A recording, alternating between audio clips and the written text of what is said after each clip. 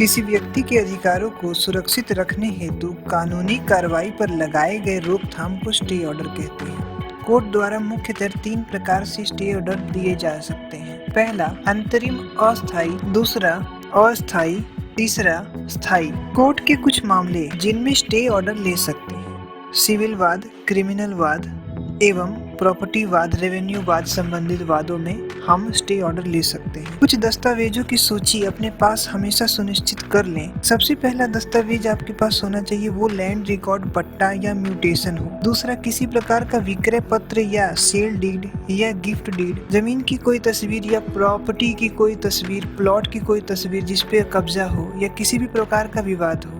एक बात जरूर सुनिश्चित कर लें कि तस्वीर पर टाइम स्टैम्प या समय जरूर छपा हो। प्रॉपर्टी विवाद में आप स्टे ऑर्डर कब ले सकते हैं? कुछ बातों पर हमें ध्यान देना होगा कि हम कब अपने प्रॉपर्टी पर स्टे ऑर्डर ले सकते हैं ताकि कोई और बेच खरीद न सके। जैसे कि मान लीजिए आपके प्रॉपर्टी पर किसी और ने कब्जा कर लिया है, तब भी आप स्टे ऑर्डर अप्लाई कर सकते हैं। लेकिन एक बात ध्यान रहे, स्टे ऑर्डर तभी अप्लाई कर सकते हैं जब पुराना केस या नया केस चल रहा हो। बगैर किसी वाद दायर के आप स्टे ऑर्डर अप्लाई नहीं कर सकते। दूसरा, किसी नाबालिग के प्रॉपर्टी पर कब्जा हुआ हो या किसी और ने नाबालिग की प्रॉपर्टी बेच दी हो, तब भी आप स्टे ऑर्डर ले सकते हैं। रास्ता विवाद हो या कोई आपकी जमीन में अवैध निर्माण कर रहा हो, तब भी आप ले सकते हैं।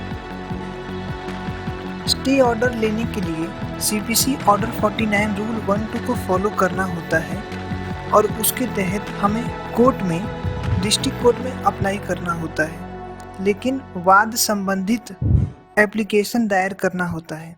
कभी भी अकेले स्टे ऑर्डर अप्लाई नहीं होता है। या तो वो नए कोर्ट केस के साथ या पहले से चलने वाले कोर्ट केस में स्टे ऑर्डर एप्लीकेशन लगाया जा सकता है। टेम्पररी स्टे ऑर्डर तब कोर्ट द्वारा लगाया जाता है या दे दिया जाता है जिसे अंतरिम स्टे ऑर्डर कहते हैं, जबकि कोर्ट को ये लगे कि हमारी कार्रवाई से पहले किसी के प्रॉपर्टी पर किसी प्रकार का लेन देन हो सकता है, तब ये प्रकार का स्टे ऑर्डर लगा दिया जाता है। और परमानेंट स्टे ऑर्डर का अर्थ ये होता है कि पूर्ण रूप से जब तक कि वाद निपटारा नहीं हो जाता है तब तक की स्टे ऑर्डर रहता है। यदि विरोधी पक्षकार नहीं मानता है कोर्ट के बातों को या स्टे ऑर्डर को, तब उसके प्रति contempt of court CPC order 49, 49 order आदेश 49 नियम 2 के तहत कार्रवाई होती है, जिसमें 3 माह तक की कारावास हो सकती है।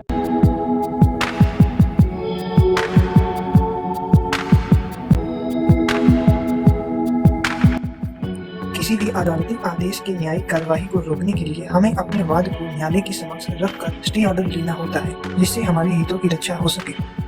अस्थायी रूप से हमारे विरुद्ध होने वाले हानिकारक गतिविधि की रोकथाम के लिए हमें स्टे ऑर्डर लेना पड़ता है।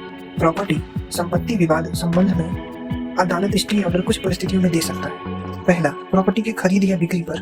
दूसरा, अवैध निर्माण आदि पर। हम कहाँ स्टे ऑर्डर एप्लीकेशन के लिए आवेदन कर सकते हैं? पहला, सिविल कोर्ट या अपने नजदीकी डिस्ट्रिक्ट कोर्ट में।